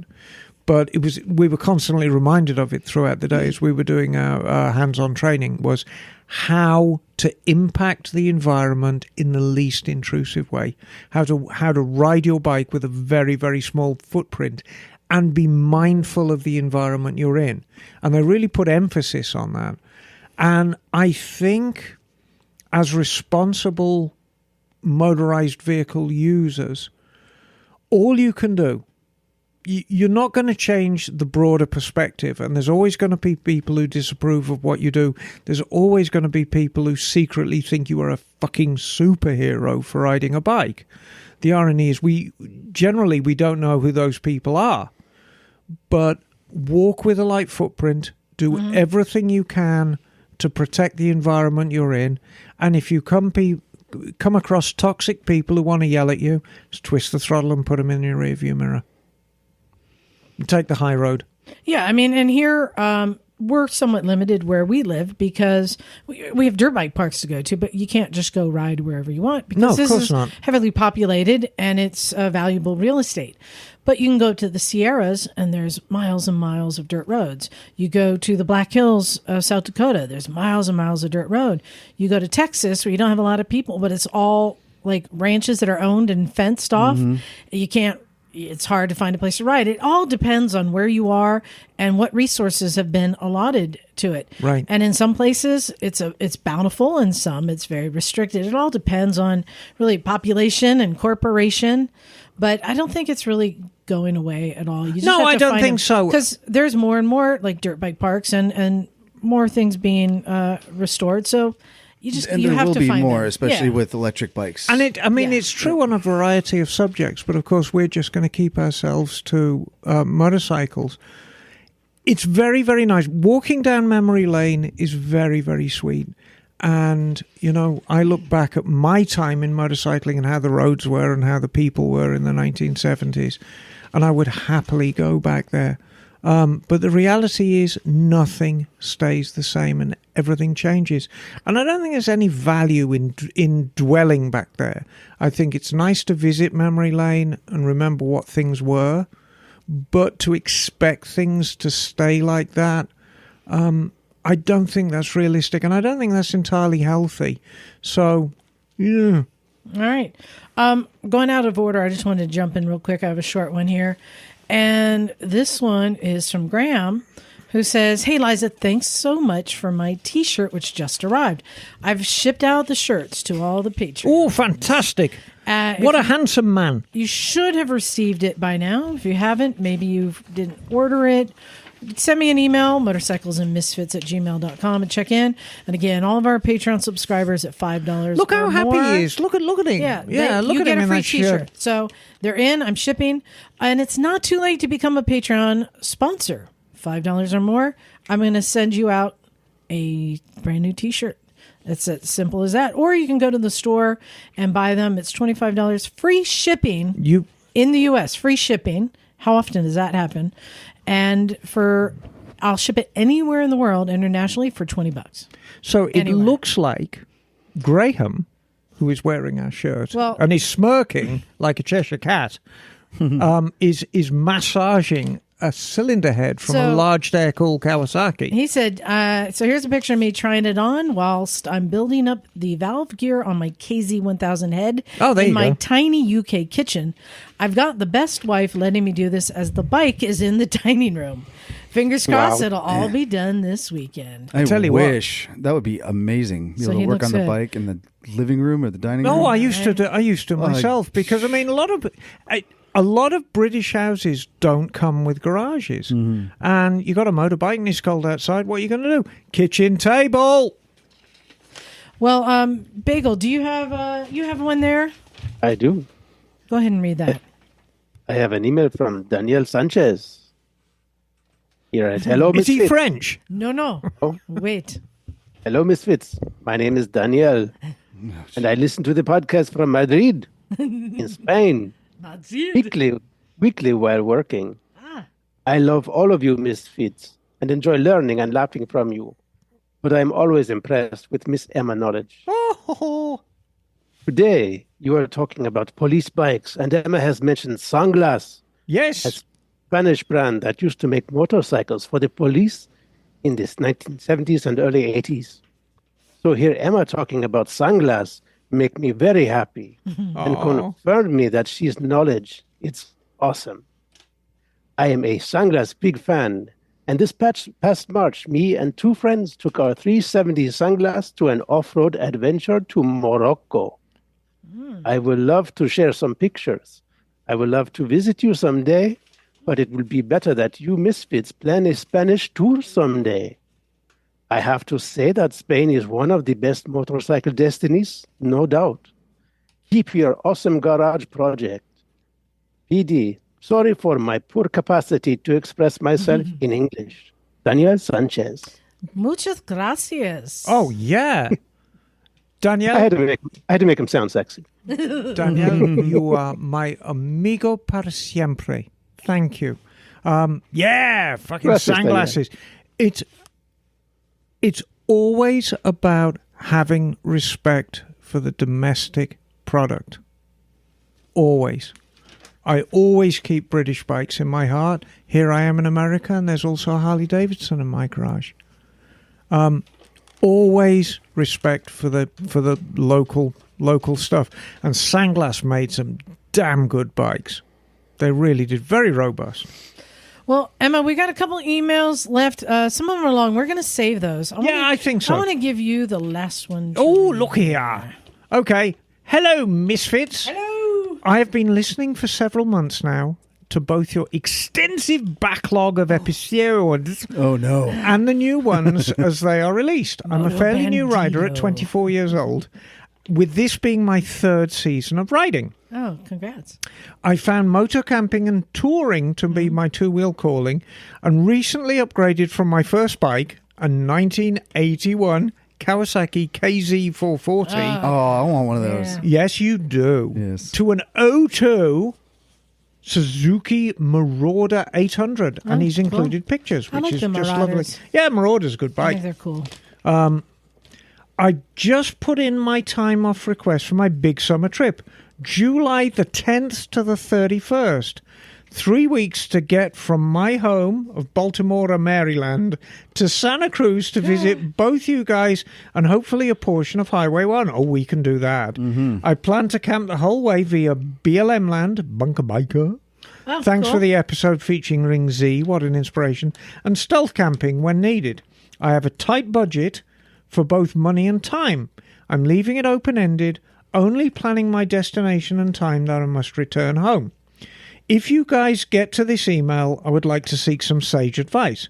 How can I prepare my bike itself for this trip, and how realistic is it? She has 18,000 miles, new tyres. I'm about to put in a whole new clutch. Weak springs are a known issue on this model, yes. And I've installed a windshield and a cigarette lighter adapter to charge my phone and what not. I have done weekend trips of around 300-ish miles a day, but plan to do 400 miles most day with a handful of 0 days when I get there when I want to be. Any advice is welcome. Maybe it's stupid, but I blame Zen and the art of motorcycle maintenance. Even if I break down halfway there, it will be like nothing I've ever done before. Love you guys. Keep it up, and I will see you in July. Lorne, If Lauren's going through all the old episodes, we actually did a whole podcast about long distance riding. Right. So it's right around the time, right around that where they're at right now. I'm guessing, Emma, you and I are going to take two different approaches to answer this. You're probably thinking about the bike. Yes. Everything to prep and everything to pack for the bike. and you're going to think about Lorne. I'm thinking about the rider. Yes. So you want to take your suggestion. So it's going to be very simple. Tyres are an issue. Well, you've got new tyres on it, which are great. Change all your fluids. Oil, filter, use a good quality synthetic oil. We already talked about intervals. Synthetic oil is going to last you 6,000-7,000 miles easily, which is plenty for your trip. How far is it from Baltimore to here? It's over 3,000 miles. Yeah. So, yeah, if you have fresh synthetic, it'll get you out and back with spare because, really synthetic oil is great for 8,000 miles. Tires, if you got Shinko, son, you're going to need to do some tire shopping halfway. Michelin's would probably last you, but nevertheless, change all your fluids. You're going to be fine. It's really a case of mentally preparing. And I'm going to sort of dip into a little bit about the psychology behind the rider. This is an adventure, and this is like nothing you've ever done before. And when you look back on this adventure and tell your grandchildren about it, and mightily bored they'll be too, it's not going to be the things that stick in your mind when things go right. The things that stick in your mind are going to be when things go wrong and how you navigate it out of it. So keep an open heart, keep an open mind. Believe that 99.9% of people that you encounter are really impressed with what you're doing and want to help you. And just, if things go wrong, there's no blubbering by the side of the road. Figure it out. Yeah. Figure it out. There's a whole community out there who want to help you. And we'll see you in July. Bagel, I know you have a lot to say. Let me get mine in because then you can kind of critique or add on to both because you're the one who has a lot of experience doing this. But for me personally, especially doing those kind of miles, it's very important that you be comfortable because you can easily get fatigued. So things like wind protection, I recommend getting a windshield. It doesn't even matter if it's a small one. Just taking some of the wind off of your body will make a huge difference. Also recommend like an Airhawk seat. Anything that just makes you a little more comfortable makes a world of difference. The other thing when I travel is I take 2 of anything that's very important. 2 eyeglasses, 2 like flashlights, like just things that like if you lose it, you might be screwed. 2 condoms. 2 chapsticks. Just things that are important. 2 of, but and also make sure that you are going to be cool enough or warm enough So having like some rain gear to pack, which can make the difference between being cold or warm. It's really about making sure that you're comfortable. But I honestly say that the biggest thing is going to be wind protection. It makes a significant difference when doing miles. Huge difference. So you may not think that a fairing looks good on that, and it doesn't have to be a really tall one, even a little sport one. I think is going to be the biggest modification. Bagel, what do you think? I agree with everything that's been said so far. A few other caveats for your rain protection / wind protection. Don't get like a big poncho that's going to be flapping around because that will turn into a sail. Make sure that you are using gear that is form-fitting and doesn't have big, loose, flappy things that are going to flap around in the wind, and that will actually fatigue you as you're riding. Mm-hmm. Make sure everything is tied down as well in general, because if you have like a strap from your tank bag that's hitting your leg for 6 hours all day long, you're going to have like a welt on your leg when you're done the day. So and it's distracting as well. And distracting, distracted, yeah. So just make sure there isn't anything that's going to be wearing on you mentally, physically, or in any other way. Set things up so that they're easily accessible. The things you're going to need while you're riding are easily within reach. You don't have to like take half your gear off to get to your tire gauge or something like that. Just think about where you're putting things so that they're available when you're going to need them. Yeah. Make sure that the way that you're packing your bike, that your weight is as balanced as possible. We've talked in the past about that line that goes from your headset down to the rear axle, and that you want your weight to be as much below and forward of that line as possible. Anything that's above and behind that line is going to throw off your balance. So if you put all of your weight on, onto the rear rack of the bike, you're going to be very unstable and tippy as you're riding along. Putting the weight on the passenger seat right behind you will be much more stable than all the way in the back on the rack. Right. Or if you have a way to put some gear on the front forks or something, like a roll or something up there, that's a possibility too. Or saddlebags that carry the weight down low will help as well. And then the last thing, pack duct tape and zip ties. Yeah, just take them. Comes in handy for sure. Just take them. Yeah. And pack light. You're going to find you're going to use a lot less than you actually bring. Something that you can stop and get at a gas station. Don't pack it. Right. Yeah. And if you have an option between carrying, but you're going to need to carry some kind of tools with you. If you have a lighter version of a tool, that's better to bring with you than the heavier version. Like if you have like a small, like a 1/4 inch socket versus a 3/8 inch socket, that'll help lighten your load as well. There you go. And as far as the bike goes, in addition to the fluids and things, check wear items like even the chain and sprocket. Make sure those are good before you leave, because shaft eye. Oh, wait a minute, it's Marauder. Might be chain. Yeah, I think that's chain. Yeah. Or if it has a belt, make sure the belt's good. Check your valve, set your valves as well. Make sure that those are set right. Do all the maintenance that the bike's going to need before you leave, when it's easier to do it, so that you're not stuck out in the middle of summer trying to fix something that that might have let go or is out of spec or something. But most importantly, in doing your planning, yes, and logistics, yes, make sure you come here on a Sunday. Yeah, Yes. yeah. Don't show up on a Saturday. It will be very Friday. disappointing if you show up on a Saturday. Also, have fun. This is your vacation. Yeah. Don't get too stressed. Have fun. yeah. It's meant to be fun. I don't think I'm going to be here. Why not? You better, No, I'll be in Germany. because I'm going to be driving cross country. We better do some coordinating. John and I are going to be at one show and on our way back. And Bagel will be too. Okay, we've got some stuff to figure out.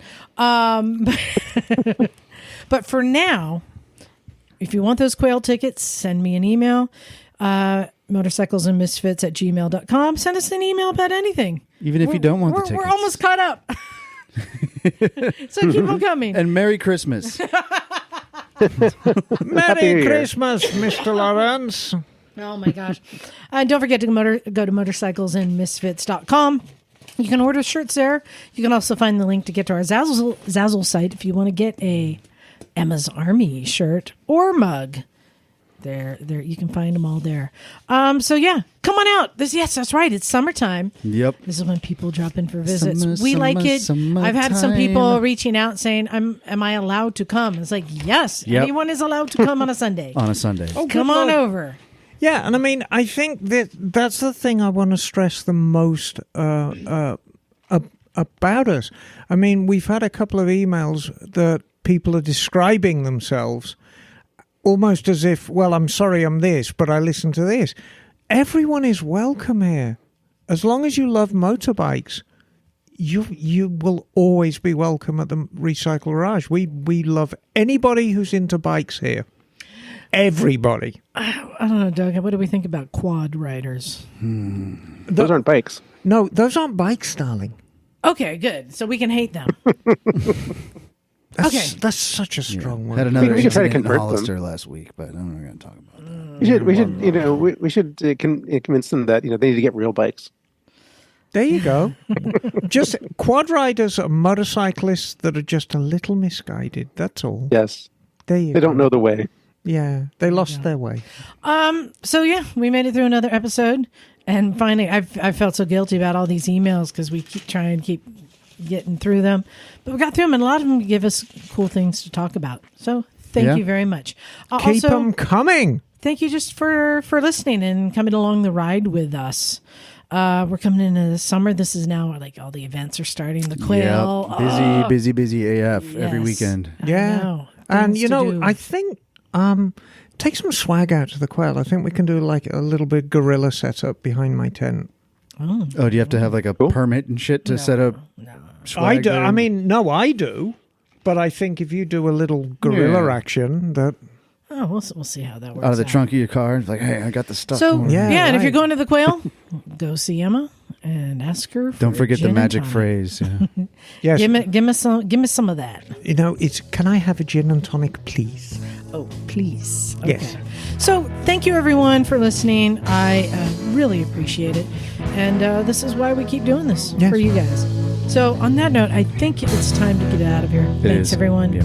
This is Liza, Emma, darling. Douglas. Bagel. and we are out of here. Cool.